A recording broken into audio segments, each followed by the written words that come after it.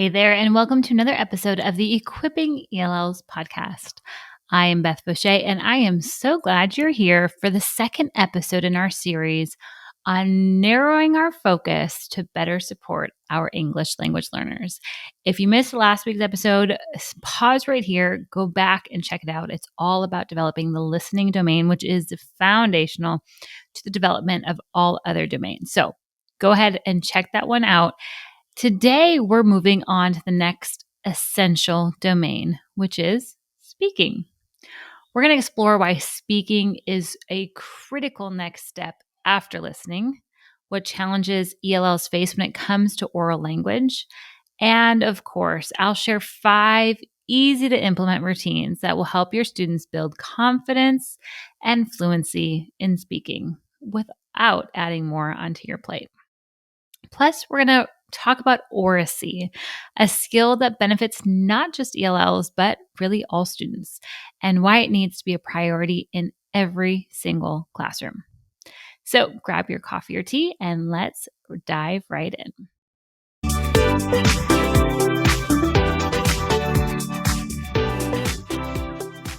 Speaking is often one of the most intimidating skills for ELLs. After all, it's one thing to listen and understand, but it's quite another to produce language out loud, especially in front of peers, especially for your older students, right? Once we get past maybe 4th grade and up, it's a lot more intimidating to take the risk to speak in front of peers, to make mistakes. There's so much fear, vulnerability, anxiety around the speaking domain.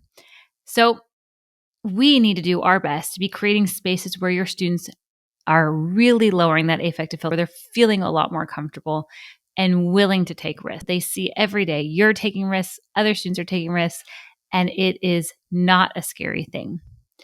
Speaking is essential because it really helps your students to build confidence in using the language. Sadly, language happens where if you don't use it, you lose it. If they're learning every day grammar and all these things and it's up here in their head, but they're not outputting anything, it's not going to go far. So we really need them to be speaking constantly to help them build confidence in using the language. Also, speaking helps them to practice pronunciation, grammar, and vocabulary. It also helps them to engage in academic discussions, right? What we have going on in our classrooms, we need them to be engaging with that and providing those conversations around academic topics. And speaking just helps them express their thoughts and ask questions and share ideas clearly. When students are given regular opportunities to speak, they're not just practicing language. They're processing information, they're clarifying their thinking, and they're making connections to what they're learning. Speaking is a powerful way to really help solidify what they're learning, what they're listening to, and it really helps you to check in on how their comprehension is going. Now, I want to take a quick side note here and talk about something that I don't feel like is talked about enough. And this is the role of Oracy in the classroom. So before we dive deeper into speaking, let's talk about that word Oracy.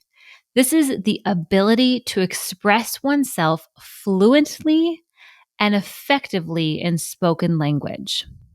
And Oracy really involves much more than simply talking. According to the Oracy Skills Framework, we can attach a link to that in the show notes. It comes out of England, and it was something that was so eye-opening to me because it really showed the progression of communication skills that all of our students need, not just our ELLs. Our monolingual students need these skills as well. Things like physical skills, meaning pace, clarity, and eye contact. Oracy also means linguistic skills, such as vocabulary choice, grammar, and rhetorical techniques.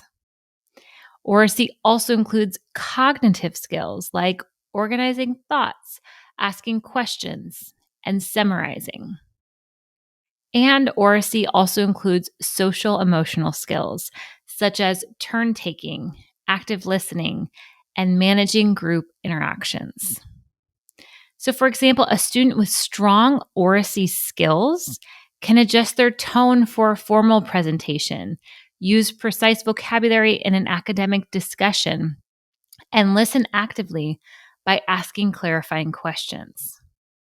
This is what we need for the future. These are the types of skills we need to develop in all of our students.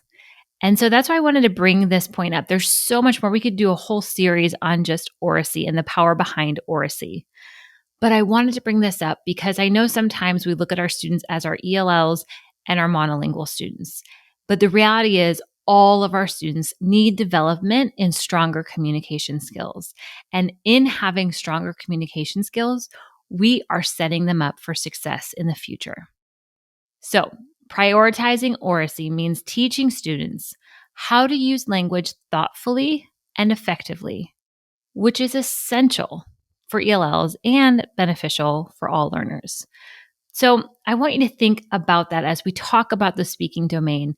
It's not as simple as just they're either speaking or they're not. They're either applying vocabulary and speaking in sentences or they're not. There's so many areas that we can really develop in our students to help them become really incredible communicators, which is one of the best gifts we can give them for the future. So let's talk a little bit about some barriers to speaking for your ELL students, because speaking can be especially challenging for ELLs because of, like I mentioned, the fear of making mistakes. Now, I'm sharing a little bit of my story of taking many years of learning Spanish and having a minor in it. And that fear of making mistakes kept me from really advancing. It kept me from really speaking and trying and applying what I was learning. It kept me quiet. And it kept me from really progressing forward, even after years of having Spanish. It's actually amazing how many years I got through Spanish without really speaking it at all. So don't do that to our students, right? Many of your students might worry about mispronouncing words or using incorrect grammar in front of their peers, of getting laughed at. So it's really important that you're creating a space where that is not happening. Some other barriers is just limited vocabulary. Without enough words at their disposal, students may struggle to express themselves fully, right? If you can't pull those words to the front in order to use them and apply them, it might be hard to communicate effectively. Some other barriers might be lack of practice opportunities. If students don't have structured time to speak, they won't build fluency. And we're going to get to that in just a second. Another barrier is the processing time. ELLs often need extra time to process the language they hear and formulate a response. But if we look at our classrooms, are we giving them that think time? Are we giving them that opportunity to process? I know that was a big struggle for me when I did start to develop the language skills in Spanish, and I was able to start to communicate with friends, with groups of people. And it would become really difficult when I would in a conversation and processing and having a response. But by the time I was able to respond, the conversation already moved on to in a different way.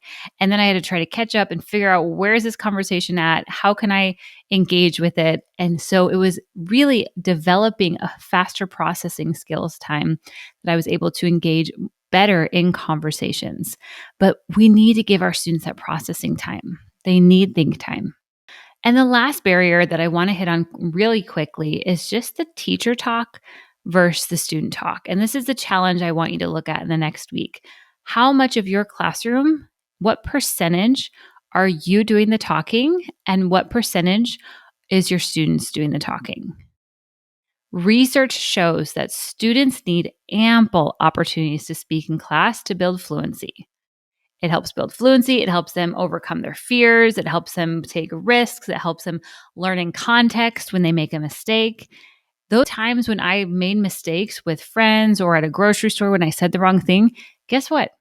Those are burned in my brain of not to make that mistake again. I learned in context. So the more opportunities we give our students to apply what they're learning through opportunities to speak about it, it's very low structure, low key, but adding that in and really monitoring the amount of time you're speaking and the amount of time your students are speaking to really create a space where they are doing a lot of the talking. We want to aim for a balance where students are speaking more than we are, because the person doing the talking is the one doing the learning. So our job is to create a supportive environment where students feel safe, encouraged, and excited to share their voices. When you create that type of environment, then these speaking opportunities will happen so easily and naturally in your classroom every day. Let's talk now about 5 easy routines that you can implement to really strengthen the speaking skills of your students and help them to become more confident and fluent speakers. The first routine is a daily speaking warm up. I mentioned this last week in our listening, but I think it's such a powerful way to start your lesson with just 5 minutes of doing some sort of speaking activity. It's getting their brain ready, it's getting their mouth ready. They are then going to be ready for the lesson that you have before them. So, just like a listening warm up, a speaking warm up helps students get comfortable using language every day. What I also love about a speaking warm up or any type of warm up like this is you can introduce a variety of different vocabulary. A lot of times, our ELL students, we're trying to give them a lot of vocabulary, and there's just not enough time in the day in order to teach them all the tier 1, tier 2, tier 3 words in our lessons. But in these types of warm ups, I love the ability to be able to start to bring in words that are maybe just everyday words that they really need to have familiarity with, but you're not maybe teaching that in content, or just strengthening some of those tier 1 words that they really need to know. You can be super intentional about the vocabulary that you use during these warm ups. But an example would be to start each morning with something like a question of the day or a simple question, like what's your favorite food? Getting to know them. So you're building community. Or maybe it's a more academic question like what was one thing that you learned yesterday? Or you could start with a funny picture that gets your students laughing and engaging. The biggest thing with speaking is disguising it. When your students are engaged with what they're learning about, or they see a funny picture, or they're playing a game, they're forgetting about the fact that they're speaking. They're forgetting that they might make a mistake because they're excited. They're having fun. So disguise the speaking into fun opportunities. Maybe pull up a picture of their favorite soccer player and let them talk. I promise you, words are going to start pouring out of their mouth when they see something that they're really interested in. So you can create a routine, like I mentioned last week with the listening, where on Mondays you can do, maybe a quote that you talk about and they have to share. You could do question of the day. You could do a picture. There's so many things that you could do in just a 5-minute warm up every single day that is going to really make a big impact in your students' communication skills. The second thing, and this is like I mentioned in last week's lesson too, but I think it is so powerful, and that is to add a speaking objective to each lesson. And like I said, you want to really have your clear objective. This helps you stay focused. It helps your students really hone in on what is expected of them during this activity, during this lesson. So create your objective, use gestures or TPR, and have visual support. And now, as you go about your lesson, they're going to really listen in and then be able to respond of what you're asking them because you've already prepped them beforehand. Our ELL students need that think time. So a great way to do that is to give them the question you're going to ask before your lesson begins so that they feel ready and prepared when you're going to ask that question. So an example might be, before doing a reading lesson, you might say, today, after we read the story, you'll share one event from the story with a partner using the sentence frame, one thing that happened in the story was. See how clear that is. They know what's expected of them. They know what they're going to be expected to do when the story's over, and they are going to be ready for it because it's not going to be something that's thrown on them they feel like, where did this come from? I wasn't ready and now I have to answer right away. This is going to give them plenty of think time to come and have something prepared at the end of your story. Routine number 3, sentence starters and frames. A lot of times there's just a hindrance. We're going to see that with both speaking and our writing domains, right? Those are our expressive domains. And so sometimes it's just helping our students get over that block that, how do I start the sentence? What do I say? So using a sentence frame or a sentence starter helps them to get over that block and start to let their communication really flow. You can use those types of starters during discussions. We can share with you a ton of different academic language starters. And these stems are going to help you do exactly this. Now, my advice to you is to introduce them little by little. We don't want to have a whole wall of all the different academic stems that they can use because it's going to take time. It's going to take practice to really understand, how do you use this? How do I share my opinion? If I'm sharing an opinion, what stem should I use for that? So we want to model it. We want to practice it. We want to keep the same stems for a couple weeks until you can see that they're starting to use them naturally in their own conversations. So start slow, but these can be a really powerful tool when your students just look at you and say, I don't know, or, they just have nothing that comes to mind. Sentence starter is a really powerful and simple way to get some thoughts out. And the more that they know you're going to expect that they are going to speak and they are going to share, then they will do it and they'll stop saying, I don't know. So this routine really lowers the barrier to participation and it helps students focus on their ideas instead of struggling to find the right words. So you could even pair a sentence starter with some of the key vocabulary that you've been talking about and see if they can come up with a response. Again, be patient, model this. Model it yourself many times first. Have peers model it together. Don't just put this on them and expect them to respond the first time with an I agree statement. All right. Okay, routine number 4. Like I mentioned, speaking, you want it to be like you're disguising that they're speaking because that's when you really get authentic conversations happening. And so one thing a routine that I love to do that is so simple, this is when I would use a lot of times with tutoring and just have it prepared in my bag, ready to go, is a roll the dice conversation. So this interactive routine turns speaking practice into a game, encouraging spontaneous language use and active participation.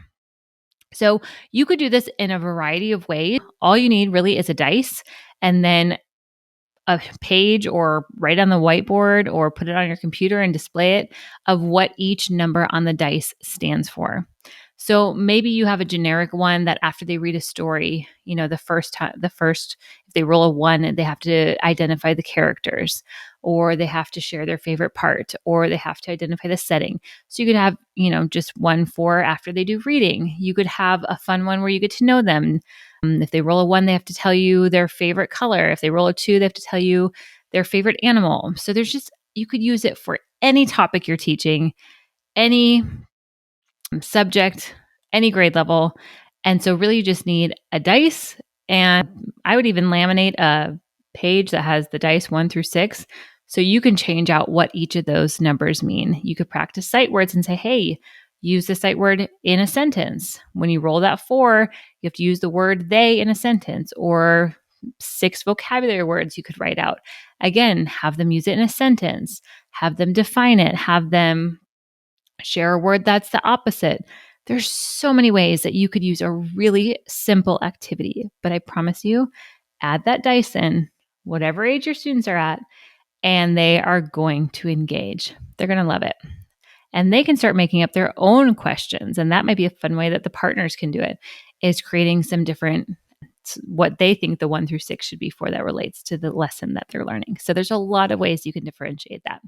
But that routine really builds fluency by encouraging on-the-spot thinking, and it helps students practice their vocabulary and sentence structure in a fun, low-pressure way. And then our last routine is another one of my favorites, called the mystery box. This guessing game sparks curiosity while strengthening descriptive language and question asking skills. So we always want to be expanding on our students' language. So if they're able to speak in simple sentences, how can we add in some more descriptive language and adjectives and stronger verbs and things like that? Well, doing it through an activity like this is a great way to do it because they're really excited. They're really into it. So what you would do is place an object in a box. I would put the box right in the middle of my classroom. And when the students would walk in, this would be the first activity we do. And they would see the box. And what would they do? Right away ask, what's in the box? What's in the box? They were fixed. They had to know what was in the box. And so they could ask questions about what was in the box. So it helps them formulate questions. It helps them think about clues. It helps them to gather information and kind of synthesize the information to make a guess of what it is. So I remember one time we were doing a Basil reader story way back when. And so it was a story about penguins. So inside, I printed a picture of a penguin and I put it inside the box. And so they could ask questions or I could give them clues. And so I might say, clue number 1 is that it's an animal. Well, now they're responding with different animals. So it's helping them to pull out those vocabulary words, it's helping them to see what categories they have in their mind and to ask questions in accordance with that. So we would kind of narrow it down. I'd start with a very broad clue, narrow it down, give them a second clue. Okay, this animal lives in a cold place. Now, in their mind, what's happening? They're narrowing down the vocabulary they know and they're making guesses about it.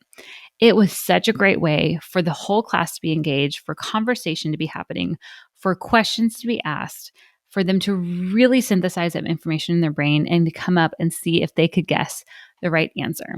And they loved doing this activity because it really does promote some more critical thinking. It encourages descriptive language, and it makes speaking feel like a fun challenge rather than a task. So those are our 5 routines that you can begin to implement right away that will make a difference in how your students communicate in your classroom and in your lessons. Just a quick review. Routine number 1 is a daily speaking warm-up. Routine number 2 is add a speaking objective to each lesson. Routine number 3 is sentence starters and frames. Routine number 4 is roll the dice conversations. And routine number 5 is mystery box. Now, like I did last week, there's so many more that I want to share with you. So I'm going to quickly run through a few other ones to just spark your interest, to spark some ideas in you of things that you could easily implement in your classroom tomorrow. So here are some pre-speaking routines. Doing a vocabulary brainstorm. So before a speaking task, brainstorm keywords students might use. This can be really helpful for your students who are lacking some of that vocabulary. And so maybe just doing a quick, web to help them come up with some words, even having them maybe say some words in their native language, and you guys work on translating them so they can make that connection between their native language and the word in English. Model the task. This is really important. There's so much of speaking that is learned through listening and modeling of what you're listening to. So I know a lot of friends of mine who learned English through watching TV. And a lot of that, they pick up the tone, they pick up the pronunciation, they pick up the accent through whatever show it is that they were watching. Okay. So you as the teacher really want to spend some time modeling conversations and how you expect conversations to happen. So really setting that example of, responding with a complete sentence. What does this look like? This is the expectation here in the classroom, and helping to push that forward so that they don't just respond with one word and think that that's a speaking response. So model. Picture prompt discussions. Like I said, you could put up a picture, and then there's so many different ways that you could go off onto different speaking activities, leveling up their speaking expectations through that picture prompt. But we don't have time to go into all those today. Some active speaking routines. You could do some role playing. This is a great way for students to kind of overcome some of the fear when they're, pretending to be somebody else or a different character. Kind of helps them to get over that. Some talking chips. I love this activity where you can give each student a few tokens. Every time they speak, they put in a token. And this really helps when you have either a mixed group of students or you just have some personalities that are much more vocal and some that are much quieter. And so it's very kind of a lopsided conversation. So this helps to keep in check those who talk a lot and those who don't. And it gives everybody an opportunity to make sure that they are talking without you having to be right there checking. 4 corners is such a great way to get kids up and moving. You can ask a question with multiple choice answers, have students move to a corner of the room based on their choice, and then they can explain why they chose it. So they might explain it out loud to the whole class. They might explain it to the partner that's in the corner with them. But there's so many ways you can just continue to expand on speaking. Partner interviews pair students to ask and answer questions about a topic, then present what they learned to the class. So again, anytime you can give your students opportunities to speak with a peer first before they speak out to the class is going to help them lower that affective filter and feel more confident to speak out in the whole group. Here are some post-speaking routines. One is just doing a self-assessment. After a speaking task, have students reflect with questions like, what went well? And what would I do differently next time? Something I love to do is have students record themselves speaking. One, which is great for access testing, but two, it helps them to really reflect and hear themselves speaking. And they might pick up on some things that they want to improve on and do some goal setting that way. Sentence starters review. Have students revisit the sentence starters they use and discuss which ones help them the most. So again, let them be reflective. Let them come up with their own sentence starters. Help them make the sentence starter wall themselves. There's so many things where you want to help them become owners of what they're working on. And then some ongoing speaking activities just to give you a few ideas if you haven't gotten enough. One is a daily oral language, but not in the way you might think. You could have students correct a sentence out loud each day to practice grammar and speaking simultaneously. So think about how much, if you're a native English speaker, how much do you know it's just, that's how you say it, right? That's just the right way to say it. It's because of hearing, because you've ingrained in your mind, this is when I use a, this is when I use an. For our second language learners or those who are multilingual learners, they don't have that skill developed. And so the more that we can orally do those types of grammar activities where they can correct what's wrong in a sentence, maybe it's past tense verbs or there's so many things that you can do easily every day with one sentence that can really help them to increase their ability to identify where there's errors in their sentence. And then we have round robin sharing. So you could go around the room and have each student share one sentence related to the day's lesson. Now, again, the more that you can help them to just know that communication is a part of the class, that they're safe, that they're going to be okay, the easier it is to do all these routines. So starting there, creating that safe environment, I promise all these routines will be easy to implement after that. Speaking can be scary for ELLs, but with regular practice, supportive routines, and clear objectives, we can help our students become confident speakers who are eager to share their ideas. Remember, the goal is to provide frequent, low-pressure opportunities for students to speak and build their language skills over time. Next week, we'll explore the third language domain, which is reading. I'll share why reading is essential for language development and give you those 5 routines that will help your ELLs become stronger readers. Until then, I would love for you to try out 1 or 2 of the speaking routines that we talked about today. You can tag us on Instagram at Equipping ELLs with the routine that you're using, or send us an email at hello@equippingells.com and let us know how it's going. We are here to support you every step of the way. Now, if you would like resources already done for you, where you have those daily speaking cards already done for you for the entire year, so all you have to do is open your computer and open up that day's speaking card. Well, if that sounds like a good plan to you and you're saying, yes, I want that, well, we want to invite you to come join us inside the Equipping ELLs membership. We have a variety of listening resources, speaking resources, reading resources, writing resources, along with curriculum for newcomers, for ages K through 5, 6 through 12. We have it all. We have over 350 resources and growing. So if you want the work done for you so you can take these routines and easily implement them with the resources in a matter of minutes, we'd love for you to come join us inside Equipping ELLs. You can find out more at equippingells.com. Thank you so much for spending time with me today. Keep showing up for your ELLs, and remember, small steps lead to big growth. I'll see you next time.